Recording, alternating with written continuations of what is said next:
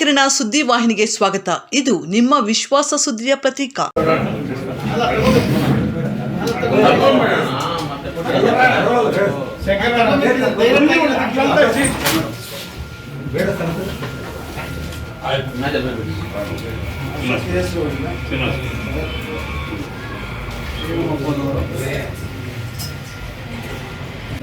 ಈ ಬ್ಯಾಂಕ್ಗೋಸ್ಕರ 4 ಟರ್ಮ್ ಕೆಲಸ ಮಾಡಿದ್ದೀನಿ. ಆದರೂ ನಮ್ಮ ನಾಯಕರಿಗೆ ನಮ್ಮ ಬಗ್ಗೆ ಅಷ್ಟು ಅಸಮಾಧಾನ ಇತ್ತು. ಹಂಗಾಗಿ ನನ್ನನ್ನು ಅಧ್ಯಕ್ಷ ಸ್ಥಾನಕ್ಕೆ ಲಾಯಕ್ಕಿಲ್ಲ ಅಂದ್ಬಿಟ್ಟು ಅವರು ಸ್ವಲ್ಪ ನನ್ನ ರಿಜೆಕ್ಟ್ ಮಾಡಿದ್ರು.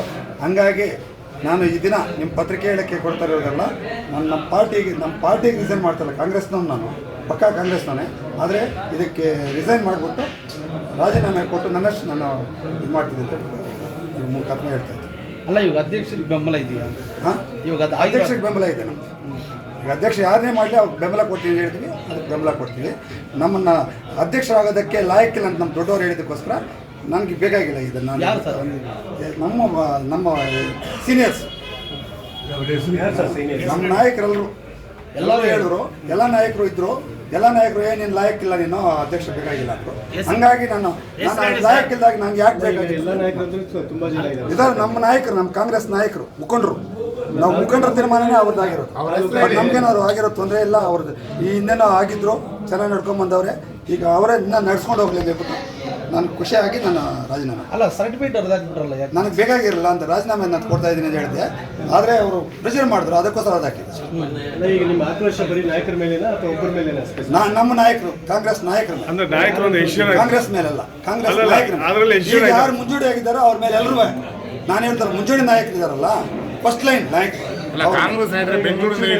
ನಾನು ಕಾಂಗ್ರೆಸ್ ಪಾರ್ಟಿಗೆ ರೆಸಿಗ್ನೇಟ್ ಮಾಡ್ತಾ ಇಲ್ಲ ನಾನು, ಆದರೆ ನಿರ್ದೇಶಕ ಸ್ಥಾನಕ್ಕೆ ಮಾತ್ರ ರಿಸೈನ್. ಮುಂಚೂಣಿಯಲ್ಲಿ ಅವನಿ ಬ್ಲಾಕ್ ಇದ್ದಾರೆ, ಟೌನ್ ಬ್ಲಾಕ್ ಇದ್ದಾರೆ, ಎಲ್ಲ ಬ್ಲಾಕ್ಸ್ ನಾನು ಹೇಳ್ತಾ ಇರೋದು. ನಮ್ಮ ನಾಯಕರು ಅಂದರೆ ಮುಂಚೆನೇ ಇರೋ ನಾಯಕರು ಎಲ್ಲರೂ ಅಷ್ಟೇ.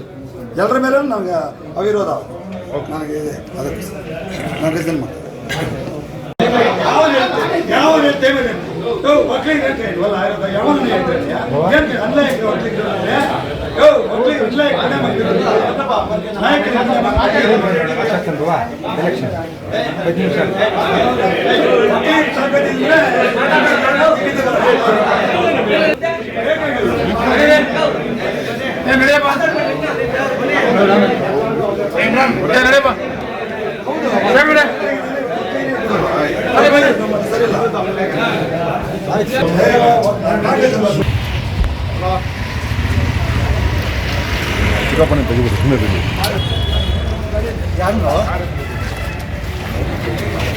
ಕಿರಣ ಯೂಟ್ಯೂಬ್ ಚಾನಲ್ ಅನ್ನು ತಪ್ಪದೇ ಸಬ್ಸ್ಕ್ರೈಬ್ ಮಾಡಿ.